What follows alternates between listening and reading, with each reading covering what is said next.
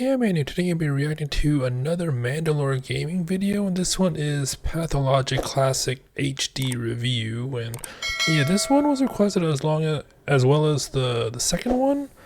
But interesting enough, I don't think I've heard of it, but somehow I have it. I have both on Steam, so it might have been through like a humble bundle or one of like the indie bundles I get from time to time. But yeah, I have it on Steam, and I don't remember when I got it, but so apparently, yeah, I have no idea what this game is about. I mean, from what I've seen, like looking at the Steam page, it is kind of creepy, but yeah, other than that, I have no idea how it is. So let's see the review.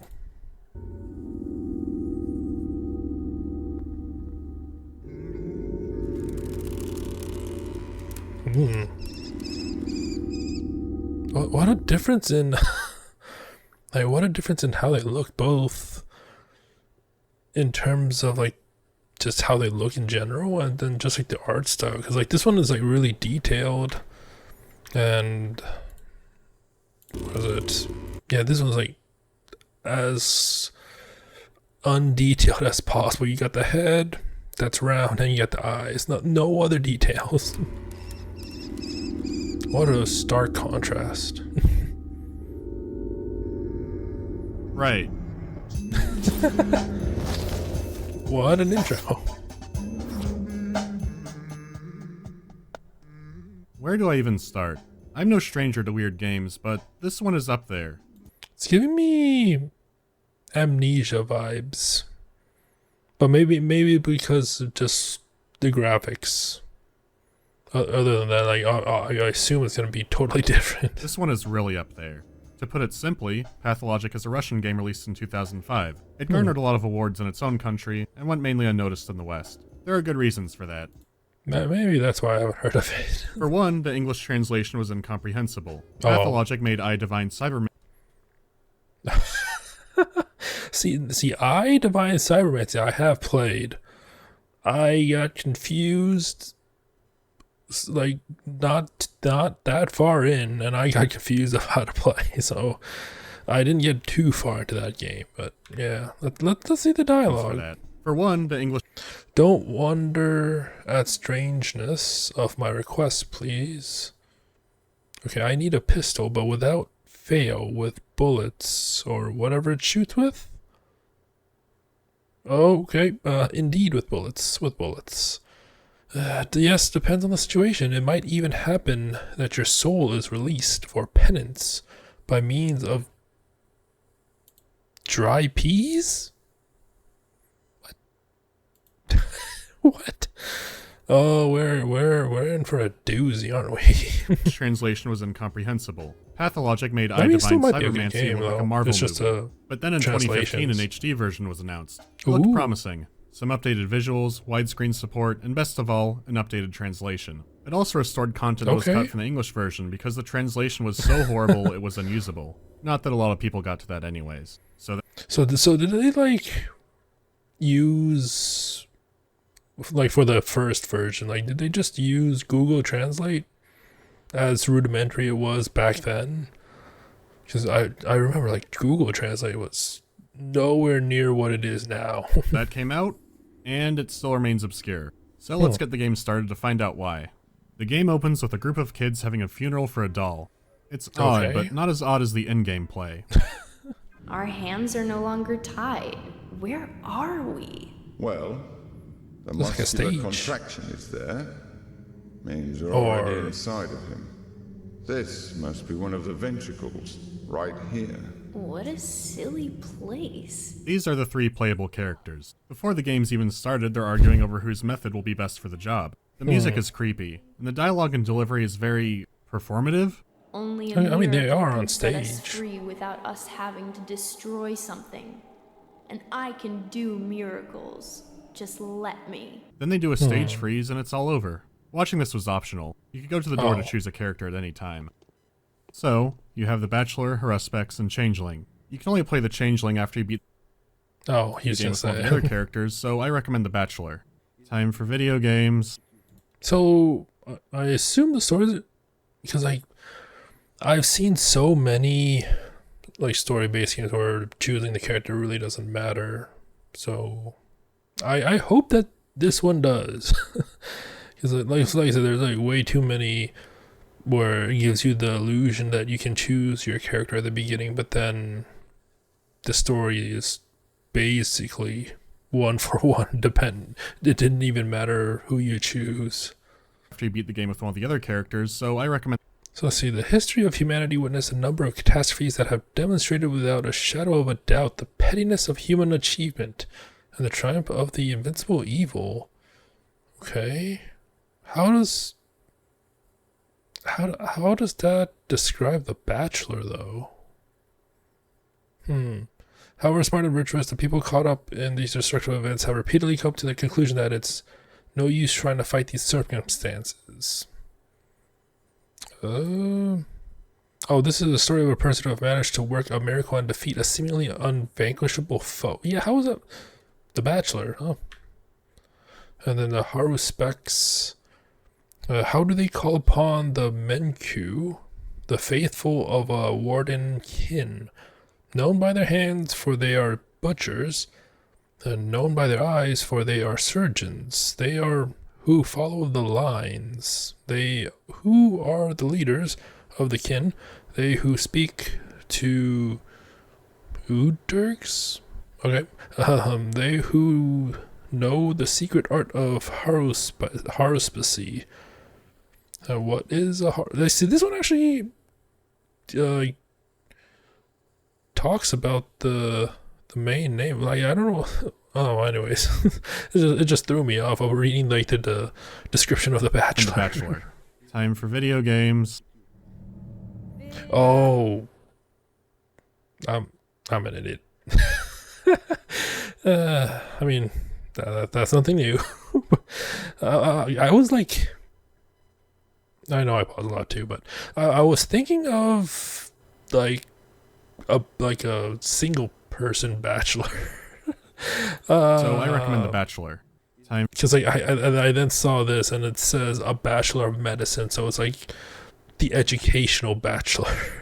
Oh, I don't know why I thought it was about like relationship and like The Bachelor in that situation. for video games.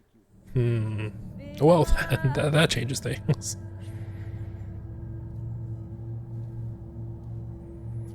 Okay.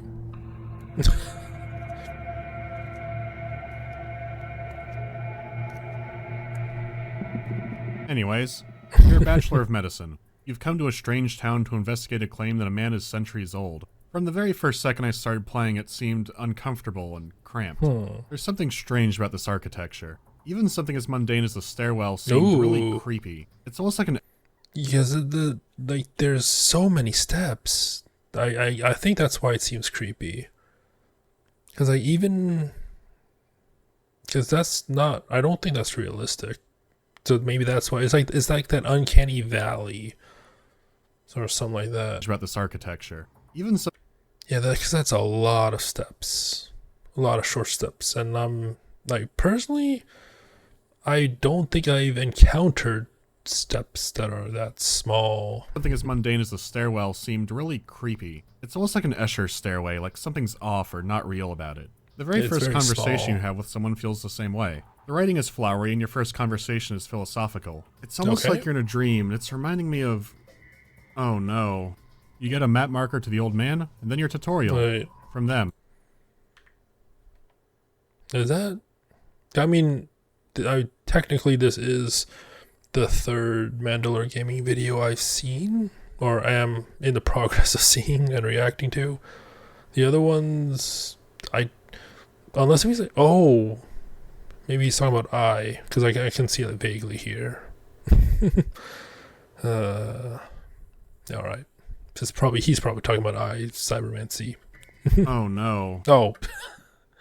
You get a map marker to the old man, and then your tutorial from them. It's late. Your first look at the town sure is ominous. It's like you're about to be practicing medicine in Silent Hill, or Morrowind.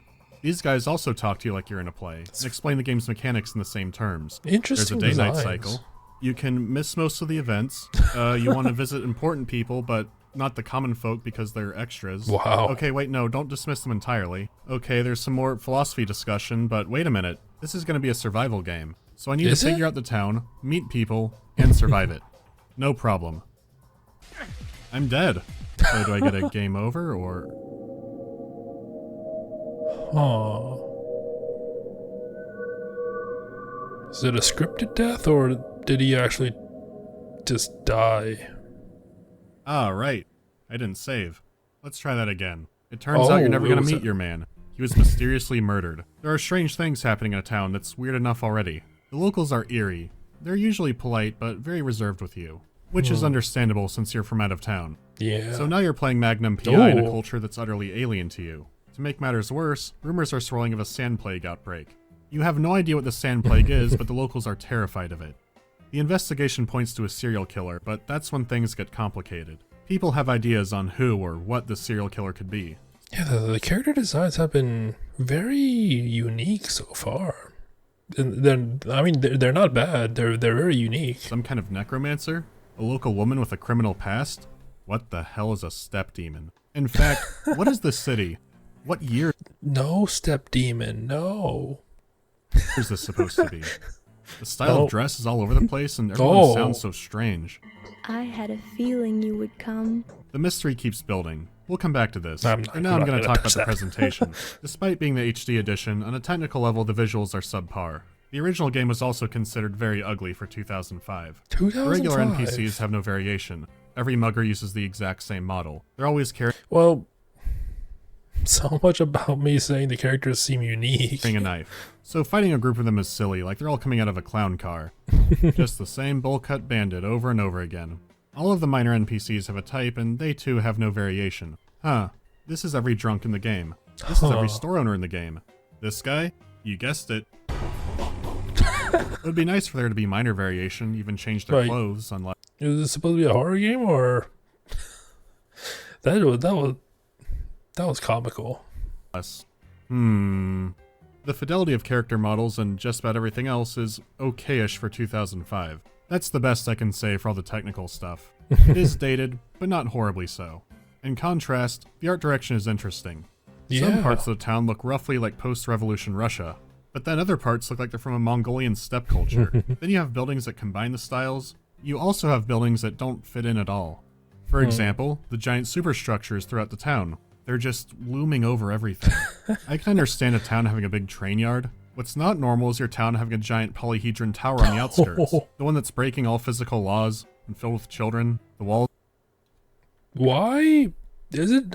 It's probably just me, but seeing this, I don't know. I feel like the people who made those climbing games like Only Up, I feel like they were inspired by this or something. Because, well, it's not like exactly the same. I can see like some similarities. Polyhedron tower on the outskirts. The one that's breaking all physical laws and filled with children. The walls are all made of paper with writing on it.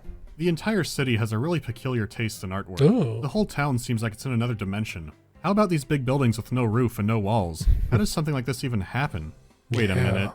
Damn you, Cromwell, were you here too? Not to mention all the strange non-human creatures in the town. They have a unique look. The whole art style does. The game builds so much mystery by just looking around, because they include areas you would expect this place to have. But the strange buildings seem just as important to the city, but you don't know what they're for yet. It doesn't look weird to look weird. There must be a purpose. Because I know he said it was like part survival game, and she's shown like you're fighting some people, but I feel like if I just had I don't know, like an exploration mode, I feel like it'll be so interesting just to walk around and see from like door to door, and even that big thing that was like floating in the sky. I feel like it'd be so interesting just to like, I don't know, observe and just walk around there. At the same time, the game's trying to get something else out of you. So let's talk about that second one. Back in the Call of Cthulhu video, I mentioned that some of these older games have an uncanny valley effect. It's when the visuals are dated, but just good looking enough to trick your brain a bit. Pathologic fits neatly into this category. But there's something else off-putting besides the architecture. The colors. The game is drab. Very gray. When you're exploring, it's very easy for parts of the city to blend together. It doesn't matter.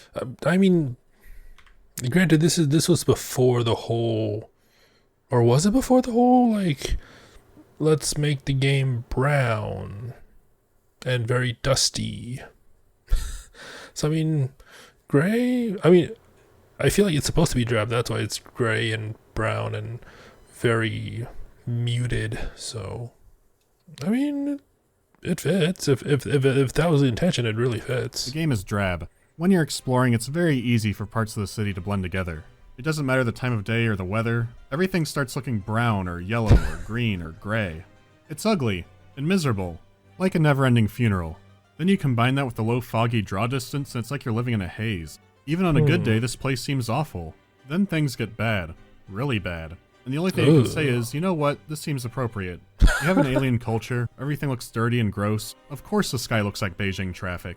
The soundscape also seems to be off. You hear muffled sounds like dogs barking and kids crying, but it seems to be right by your ear somehow. A lot of the sound effects, especially the weapon sounds, are very subpar. However, the music is a completely different story.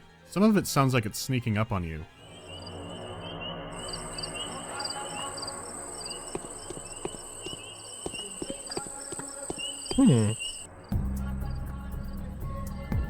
That's nice. I like it.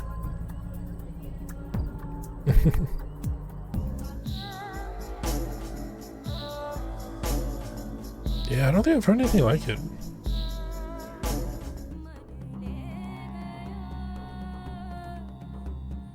I mean, I wouldn't put it on like my main playlist, but I'll put on a playlist to listen from time to time. If I don't think they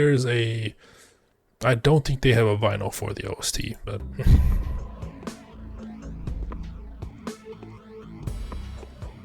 I've never heard anything quite like it. It has horns, tribal chants, opera notes, cow sounds. It's like Genghis Khan made the Half-Life 2 soundtrack. A lot of the tracks are very atmospheric and kind of catchy. I wouldn't listen to it in my car, but I enjoy it for what it is. It's the biggest, strongest nail in keeping the game's It's like, just my mind's in sync with it, I guess. I wouldn't listen to it in my car, but I enjoy it for what it is. It's the biggest, strongest nail in keeping the game's atmosphere together. It has a very special kind of atmosphere. The kind of atmosphere where you break into a dirty warehouse and fight 8 guys who all look like this. And then the music starts playing like a Mongolian trip-hop remix of that song from The Fifth Element. This game is weird. This game is really weird. Oh right, I should talk about the game part. I mean, music, it's something that is very, I wouldn't say like very, but at least to my knowledge, it's very looked over, but it's so important in games because they do set the mood. Because you can, like, in a horror game, you can have like a suspenseful OST, you can have silence. That's always a thing too. But then the wrong type of music can just kill the mood so fast in a video game. Let's get back to our Bachelor of Medicine. Okay. You've changed. Or am I imagining things? This game is frequently described as a survival horror game. The emphasis is on survival. There's a lot to manage and do, and the clock is always ticking. There are several stats that you need to manage. Your reputation, your health, your immunity to the plague, your hunger, your exhaustion, and your infection. Health is self-explanatory. Bad man hits you equals no good. Your reputation determines how people treat you. If it's bad, store owners won't trade with you. If it's really bad, city guards and even the townsfolk will try to attack you. Kill them and you lose even more. For example, you could break into someone's house, murder all the residents and their children, and rob them blind, but then people are gonna gossip. That'll just mean more trouble. But you are trying. But would it be possible to just wipe out everyone?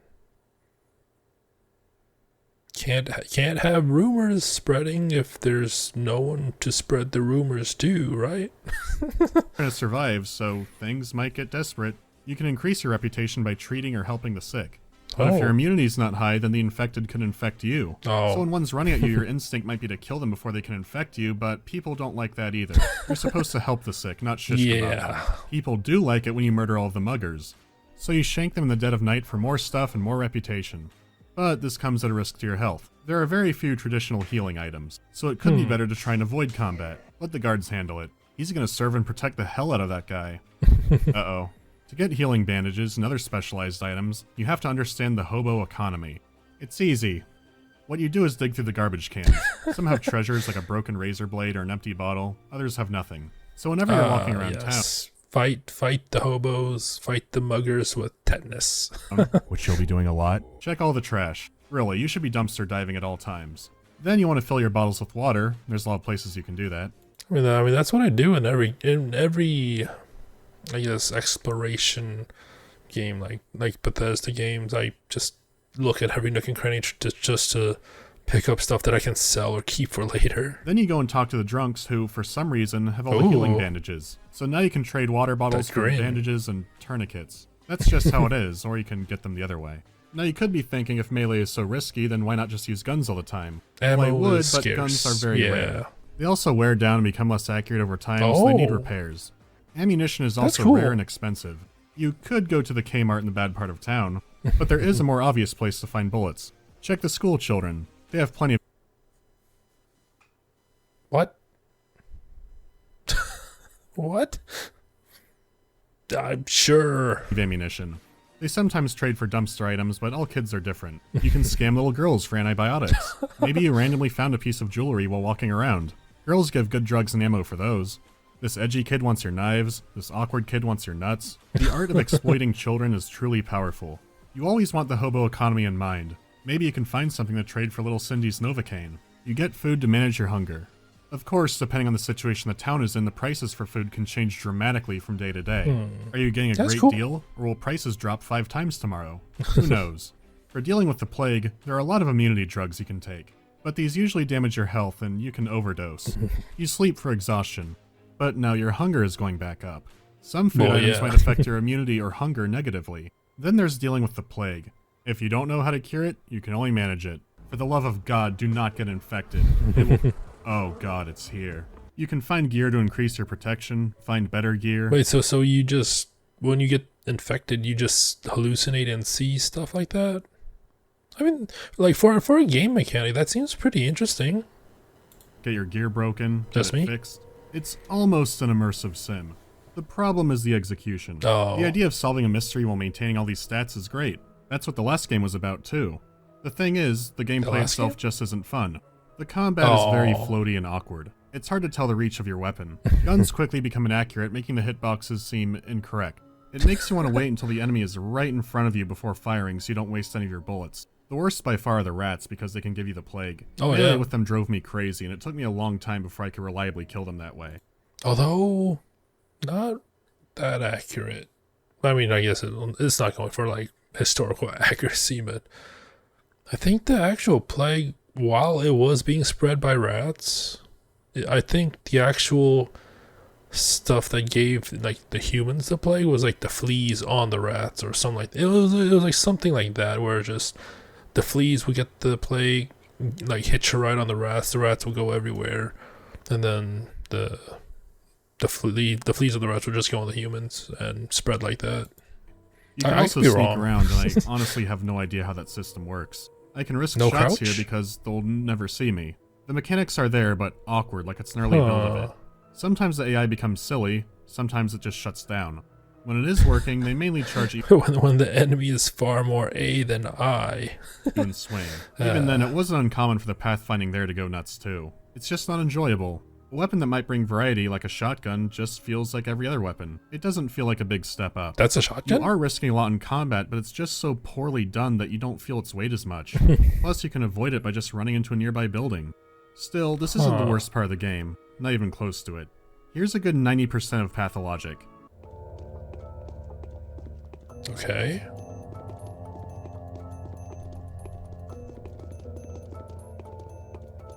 Walking simulator?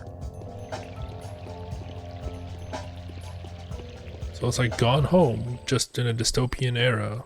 Or not really dystopian, it's just in a very bleak setting.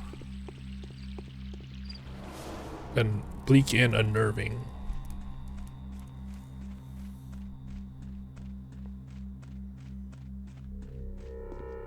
I mean, like I said, if it was just like, if I had the opportunity to just like walk around in game without, I guess, fear of getting infected, getting in fights, surviving all that, I feel like, I mean, at least like for a few hours, or maybe just like 2 hours. I don't know how big the map is, but I feel like that would be very interesting to me.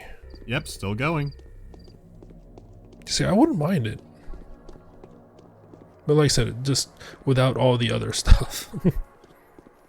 It's kind of like just exploring like a really old MMO that's still online for some reason. It just doesn't have that many players. We're just trying to explore all the abandoned stuff. I don't know. It's just, I like that. I was like, this seems interesting. Seems really interesting. You are going to do so much walking. You might have thought that example was long. I don't think it was long enough. You can't run and drain exhaustion, you just walk. Oh. Going through garbage isn't something you do on the side. It's something to do to give you sanity. You take a trash break, back to walking.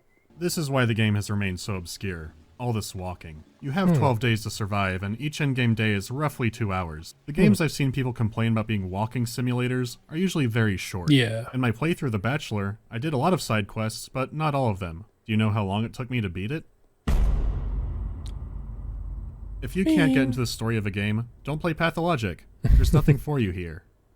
I don't mean that in a derogatory way. From my perspective, the story is the only possible thing that could keep someone playing this game. Is the atmosphere and music great? Absolutely. Can it carry a game that long on its own?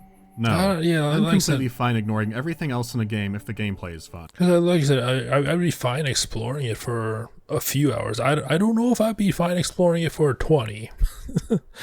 Like maybe, I don't know, like it really depends on the world. And because like, if it's all the samey, then it'd be fine for a few hours, but yeah, not for 20. If the story and writing is good, then yeah, I can forgive some things being subpar. This tested my mentality of that to the extreme. Oh, wow. I didn't know how to word this. Then this one man summed it up perfectly. Ah, Pathologic. Great atmosphere and story propping up gameplay that is slow, boring, and endlessly frustrating. What a terrible game. It's great. Yeah, that's exactly right. This game is mundane and slow. It makes Stalker look like Ikaruga. Oh. But it's really captivated me. That's a good word for it. It's holding me captive to walk down all these roads.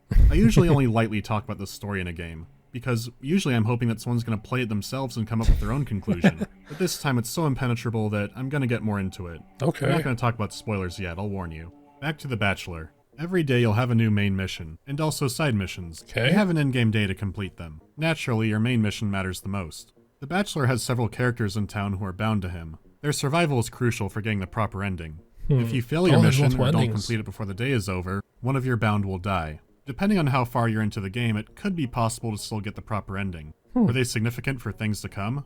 Maybe. I don't want to find out.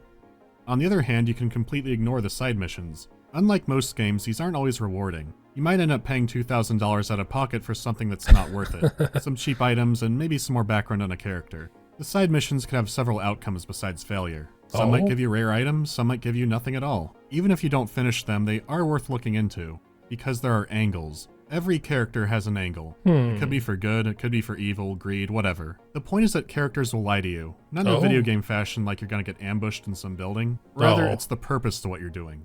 If you're looking into an event, people will have different details. The truth is in what lines up. You learn there are 3 powerful families who have been vying for control of the city for years. So then you start to wonder what's really a part of their culture. Is there really a Shabnak step demon? Or is this their version of a drop bear? Wait, maybe there's a demon? The more you learn about the people, the more you learn how to play them yourself. It's possible to fail a main mission and some side quests just by revealing too much in a conversation. Oh, wow. If you know enough and the timing is right, you can call them out in a lie. When do you play dumb? When do you press the investigation? Not only do you need to figure out a bizarre culture, you also need to figure out how not to get played by the people using it against you. That's interesting. So you have a lot to think over walking around the town. I still think it's far too much thinking time. Then the plague hits. Now things are even more complicated. Who's really helping you to try and solve the situation? Who's using the plague to make a power play? What supernatural forces are really going on? Every night there's an optional mime performance at the town theater. The thing is, the characters talk about what happened that day and foreshadow possible futures. How can that be possible? Sometimes I understood what these plays were foreshadowing. Honestly, I have a really good feeling about the army coming to town. My gut feeling just tells me that it's gonna be great. Some of the other plays, well, I had no idea what they meant. The game has big twists, but sometimes they twist again. On one day you're playing the Thing, trying to figure out who might be a shapeshifter. On another you might be out in the wilderness looking for answers. All the walking across town, all the awful fetch quests, yeah, they're still there. They even plot an identical twin logic puzzle at one point. It hooked me in hard. Everything that's horrible is still horrible, but I could tolerate it. They even lampshade how slow the game is. This work is neither very time-consuming nor mundane, and it's definitely more than a mere errand. It's a very important mission. It knows. It's a marathon of a game. It did give me a lot of answers when I beat it, but even more questions to wonder about. Then I realized that after all of that, there were 2 more characters. Yeah. What? After all that walking, all that everything, you want me to do it again? I mean, what kind of psychopath would actually... Okay, the Haruspex is a little different. Dangerous. Unlike the Bachelor, he's from the town. He's returned from studying medicine in the capital. Unfortunately, now he's the town's #1 suspect for murder. Due to being wanted, he starts the game with very low reputation. Most of the town wants him dead. In fact, there are a lot of events that will make your reputation go down. Take his very first quest, which is to go out into the wilderness and murder a child. What? He's very much the... What? Take his very first quest, which is to go out into... Have mercy on me, good man. He who saves a life will be rewarded. I just can't tell you what they want me dead for. It would make me feel real bad, but I won't do it anymore. So, I mean, you do have a chance to not do the deed. But, I mean, maybe you kind of have to for story purposes or something. The wilderness and murder a child. He's very much the hard mode character. I'm still not sure why you can play him from the beginning. With your low reputation, you can't trade from the start. You do have another option. See, the worm creatures have a very peculiar way of gardening. It involves human blood. So if you win a fight with somebody and have a sharp object, you can harvest their organs. Coming from the Bachelor, this is an extreme change. The hobo economy has now extended into the illegal organ market. In steppe culture, you have to be born into a certain caste to open up a body. So the organs are really only illegal because people don't like you. Trading organs with the worm people for plants is very normal. These are desperate times. So, you might have to take desperate measures. Oh, jeez. I got 5 kids to feed. Besides healthy organs, you could also get infected organs. The Bachelor had a lot of trouble with that one. You know, cultural law trouble and all that. You can explore around in the wilderness to collect plants. Sometimes you find a hot spot or a trail of them. Usually it's a needle in a haystack. I mean, Jesus Christ. Can't pick up that one. Which plants can I pick up? Yeah, because usually in other games... the stuff you can pick up would usually be highlighted, or it'll have some sort of prompt saying you can pick them up, but I don't see one here. I don't know anymore. You can find multiple recipes that all make the same thing. Until later. Then you can make cool stuff. This is neat, but I honestly wish they restricted you more. You can still dig through the trash and do other stuff the Bachelor did. The one thing you don't get is his special eyeglass which detects the infection. If you walk slowly, you won't have a problem with that anyways. Wait, did I say walk slowly? Those clouds will chase you, which you should expect when the cloud is made from screaming human skulls. Oh, jeez. The biggest distinction is how the characters treat you and the missions. The Bachelor does learn a lot of town lore, but not very deeply. He's very scientific, rational, and set in his ways. Initially, he's wanting to learn about the culture, not learn from it. So of course people don't want to bother. The Haruspex is a local, and those who do trust him, really trust him. They reveal things the Bachelor never learned. Open with information he struggled to get. Admit they're lying to the Bachelor. It's all running in parallel. You're getting a more complete picture of the narrative. You're learning the deeper parts of the town's lore. You participate in their rituals and sacrifices. Learn about their worship of bulls. Many of the locals believe the whole world rests on the back of a bull. The Bachelor dismissed this stuff, but now you're part of it. Even some of the plays which seemed like nonsense before, now I can get what's going on. You have a new set of bound, and you'll learn more about characters who you barely talked to before. So, I mean, I guess that's one way of replayability, right? It's like, there's usually like a New Game Plus, there's, how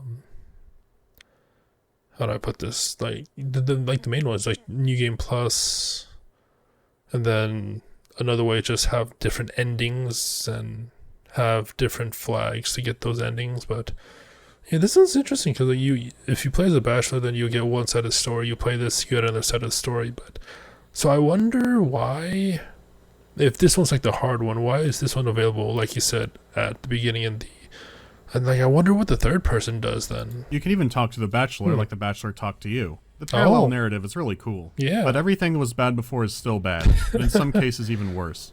Sure, the combat is still awful, but there's a big chunk of main missions that are filler, tedious, or both. I'll open the door if you bring me 50 vitamin pills, the ones that a shop owner might have a dozen of if I'm lucky. That's a lot. A kid might have 1 to 3. How about a dozen or 15? 50. Bring 30 clips of rifle ammo. 30 How about clips? a He Went That-A-Way quest? Just going around asking where someone is, only to end up right in the beginning where you started. Then you have 3 days of time trial missions. I thought this was already a time trial. There's even an awkward boss fight. It's like they were trying to find ways to stretch it out more than it needed to be. It's like they had ideas of who the Haruspex should talk to and what about, but they didn't know how to get them from point A to point B, so they just made some stuff up. The thing is, you still go from point A to point B, but now with extra errands. One day something interesting might be happening. The next day it's a scavenger hunt. A good half of this is really good, but the other half is wasted potential. With all that said and done, I can't talk much about the third character yet. Without saying too much, it does have interesting ideas, but it feels even more rushed than this was. Go to that house. Are they bad? Yes or no? Repeat. Hi, doggy. Okay, so now I'm going to talk spoilers. If you don't want them, go to here. I want spoilers. You really want to stick around for this, huh? I mean, I a little part of, like, there's a small part of me that thought that the time here would have been right till the end of the video, but it isn't. Alright. The time in town changes the Bachelor. He's just trying to protect these people and find the cure to the plague, but things keep getting in his way. The customs interfering in his research, the rampant corruption, the power games. His hope is that the army might sort things out, but that becomes a slaughter. Even the military has factions breaking it apart. Oh, jeez. It's all a mess. He's seen the town go from full of life to a war zone to basically empty. He's understandably lost his faith in humanity from this. So what would he have to turn to? The polyhedron, the impossible structure separated from the town by a river. In the last days of the game, your map will begin to change, showing a new angle of the city. It starts to match his investigation of the plague. He finally has it figured out. There is no step demon. The structure was put into the ground deeper than any building before it. The locals made claims that blood would pool around its support spike, but it wasn't blood. It was infected groundwater. The plague comes from the earth below the town. It all makes sense now. And this amazing structure protects the people inside of it from the plague. After everything the town did to the Bachelor, there's only one thing that makes sense now. The army needs to shell this town to the ground. The structure may have inadvertently caused the plague, but we need to keep it. It's a miracle. So the town gets shelled. No more city, but we get the structure. The locals have several subplots that span an intricate web. I'm not going to delve too deeply into those, but instead focus on the main themes of the game. Now our first word of the day is contradiction. So much in the game contradicts each other. In Russia, the game is titled Plague Utopia. The word plague doesn't always refer to disease. It can just mean destruction or calamity. But a utopia is a perfect world. Happiness, free for everyone forever, that kind of thing. So it would be destruction, perfection. How could those complement each other? Let's look back at the game. The town is a culture of a nomadic steppe people, but also industrialized. The musical lyrics are very tribal, but most of the instruments are electronic. An infection that destroys all life, but a building that can make your dreams come true. Tradition versus progress. You're a doctor who kills to survive. The game acknowledges it. How can the plague and the structure complement each other? There's an argument that what's been happening is harmony. Some live, some die, that's nature, but now it's taken to an extreme. There are characters who believe what's happening is the road to utopia.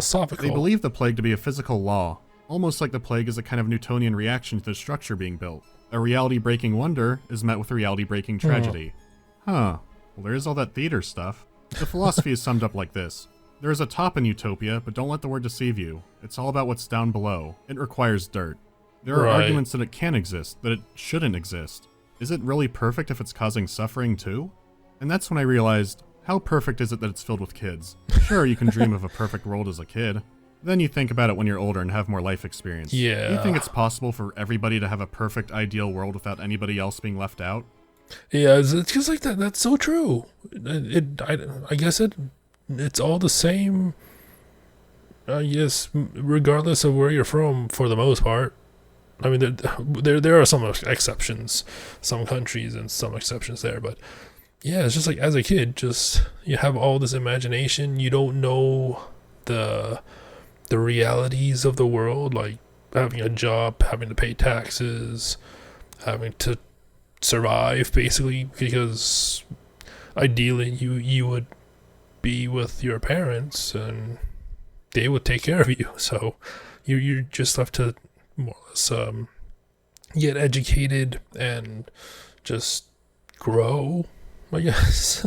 But yeah, and as you grow older and you get more and more responsibilities, and up to the point of where you have to, I guess, go off on your own and survive, do what your parents did. But yeah, that's wild. All right, Merry Christmas, everybody. Okay, so if you didn't pick it up, our second word is utopia. This is starting to feel like a bleak Pee-wee's Playhouse, so I'm not doing the words anymore. There's a lot of ways to interpret it. The tower could represent childhood innocence, and the town could represent growing up. The infection could be progress drowning out tradition, or vice versa, I don't know. The universal law thing would explain why the buildings and the streets themselves have scabs and signs of sickness on them. The roads in Massachusetts are just like this. There are criticisms of lives being viewed as disposable, which is pretty common for I guess instead of scabs, it's just potholes. bunch of potholes. Massachusetts are just like this.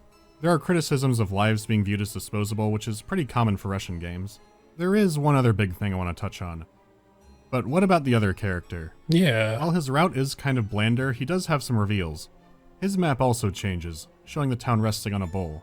Oh, so the cattle that theory processing was abattoir true. has a second purpose, taking the blood from the cattle. They claim to pour it into the veins of the world and they can extract it warm whenever they want. Then it suddenly came to me. Why did the worms need blood for farming? The caste permitted to cut open bodies is related to the one who can dig into the earth. Inspired by the Bible, Puritans wanted to build a city upon a hill. In Pathologic, maybe, just maybe, they tried to build it on a bowl. Or the utopia is a bad idea and we're feeding it our children. After investigating and mulling it over, it becomes apparent that the blood beneath the town was poisoned. He can make a cure using special blood from beneath the town, but the disease seems to be coming from the tower. Or it could have been this guy's fault. I don't know. Anyways, he has the exact opposite solution. Destroy the tower and save the town. So you do. The kids love it. Okay. It could also be implying technological regression or stagnation, but I'm not sure. So here's the kicker. You need all of your bound to survive. However, you can also heal the bound of other characters. This means sacrificing your rare plague-curing items. This is a pain to pull off. If you save the bound of another character, you can choose their ending. And something else more important happens. The powers that be send you a letter inviting you into the polyhedron. Nice. What does it mean?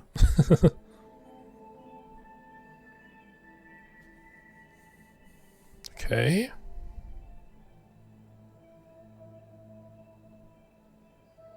What's that on the right? Is that... That's the town. No. Isn't it? Oh god, no. Not after all this. Please don't, I beg you.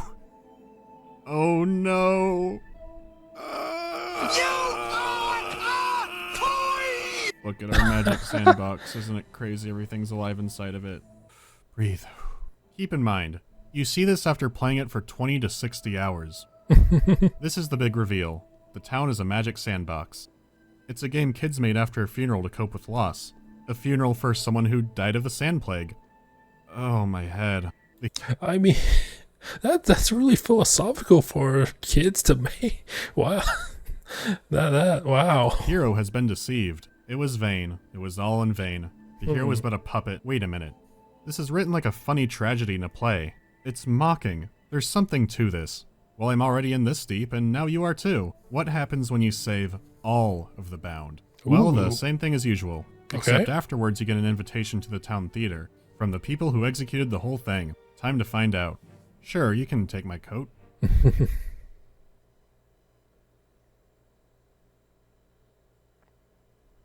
Riveting.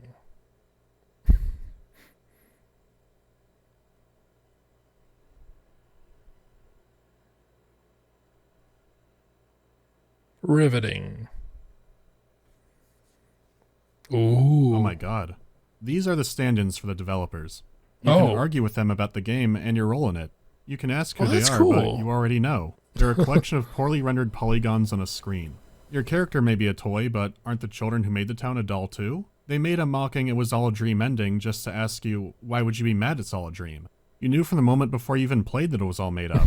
A story-driven game can't give you true freedom because, yeah, everything you do is already predetermined, all the variables. Oh, I mean, like, there's some like weight to that, because like if you get really invested, like 20 to 60 hours of it, I mean, it's more apparent if you're actually that invested and the game is good, and then it just pulls the rug right out from you at the very end, and it just does this type of ending. I would assume a good number of people would be less than thrilled about it.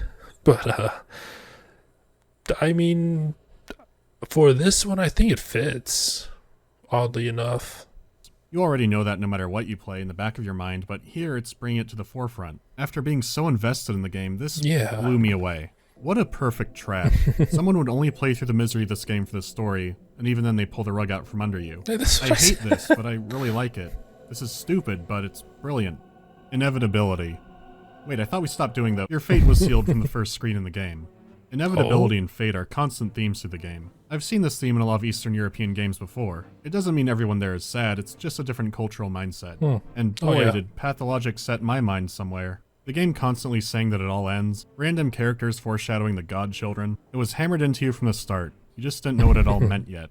Yet there's still another pressing question. But is that good writing? Or is that just coincidental? I mean, obviously I haven't played this, so I can't say if it's good writing or not, but to have that all tie back in from the beginning to the end, that's either really good or really, like I said, it's either really good or really just by happenstance. What about the Changeling? Gotta play that one. Yep, here I am. I know it's all a lie, but I'm still here. Okay. Oh, Pathologic. So the English title had a meaning too. Anyways, in this fresh hell, you play a girl who wakes up in dirt. Your reputation will be falling no matter what, so that's nice. Aww. You're a little girl, so the garbage cans look bigger. I think that's a positive change. I don't know. Your hands have magic healing powers, so that helps you get your reputation back up. You can even cure the plague, but you could get infected yourself, so be careful. Of course I can heal you. Come, my son. Feel the power of... Turns out it might instantly kill sinners. Wow. Okay, let me try and heal this sick man then. Nope, okay. Can only do it on the people with a really, really contagious disease. The town is only a month old. Yeah, I know. Good luck in the SCP dungeon. The things being revealed now were already revealed by the other two characters. In fact, I was thinking about those ones more. Maybe the world is supposed to be a bowl, and that's why there are scabs on the ground. The Changeling can't use normal weapons, only this special revolver.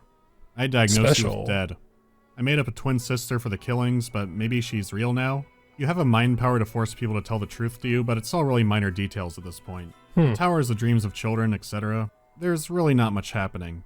Oh, I can make the cure to the plague with my hands. Wait, wasn't I doing that? I'm thrown off. The polyhedron is an ideal. Yeah, we know. Tell Volgan that I can save the town and the tower.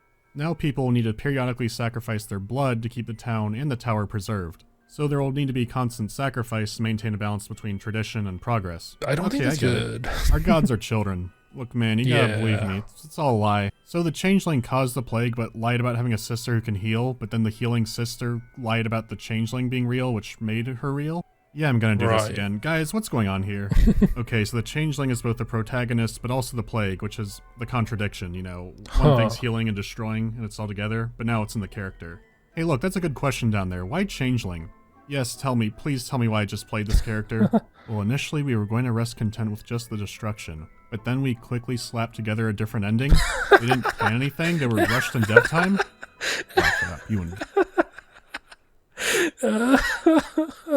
Oh, jeez. There a different ending? We didn't plan anything, they were rushed in dev time.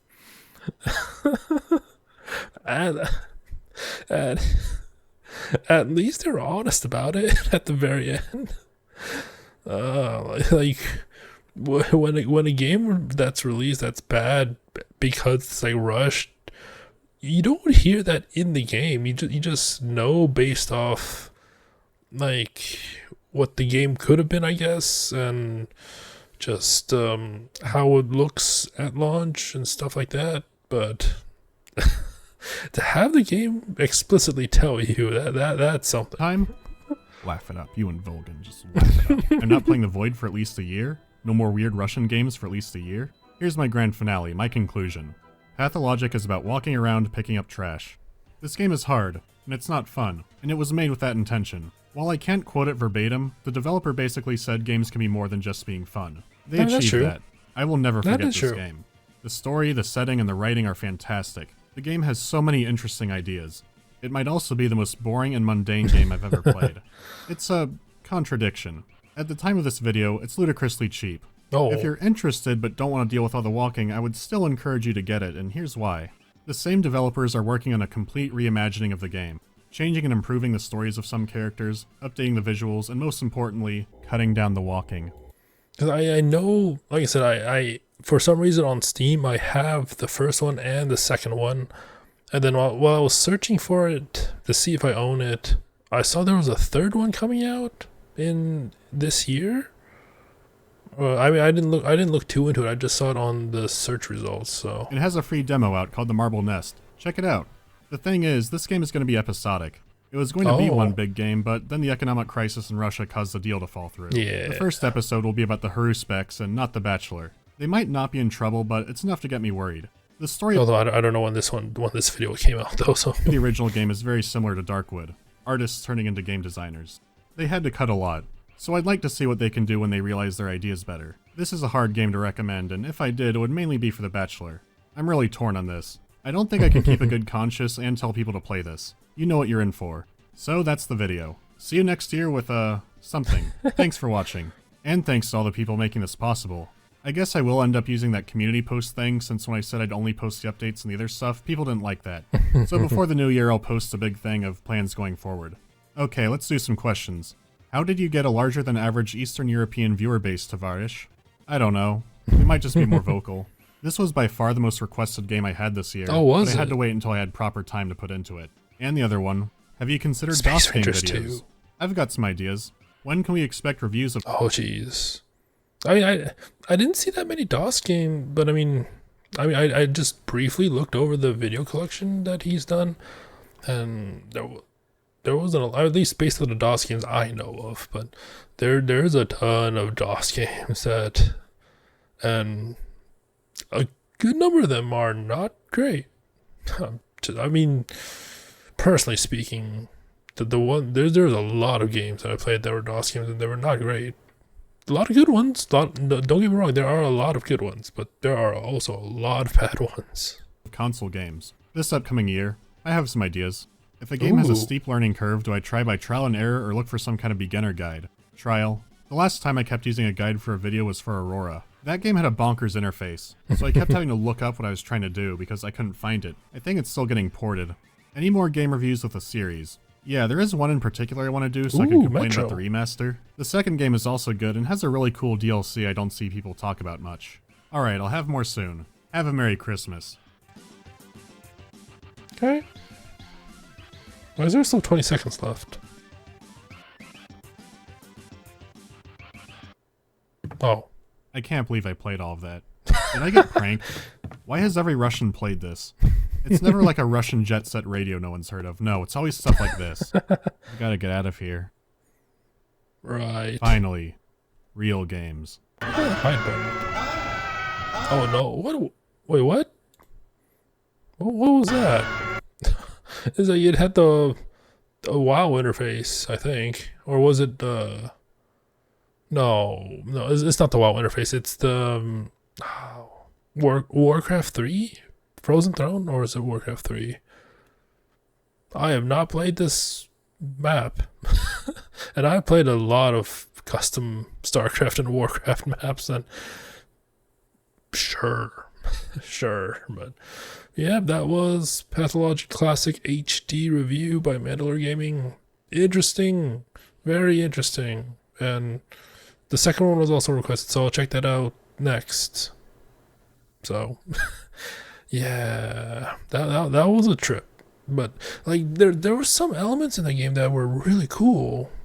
Because, like I said, exploring that game just seems like a neat experience, and I guess the whole concept of the duality of all that stuff, and even I can't even call that like a troll ending, but I guess breaking the fourth wall and being honest ending, that was pretty nice. So anyways, hope you enjoyed it. Until next time, thank you for watching and have a nice day.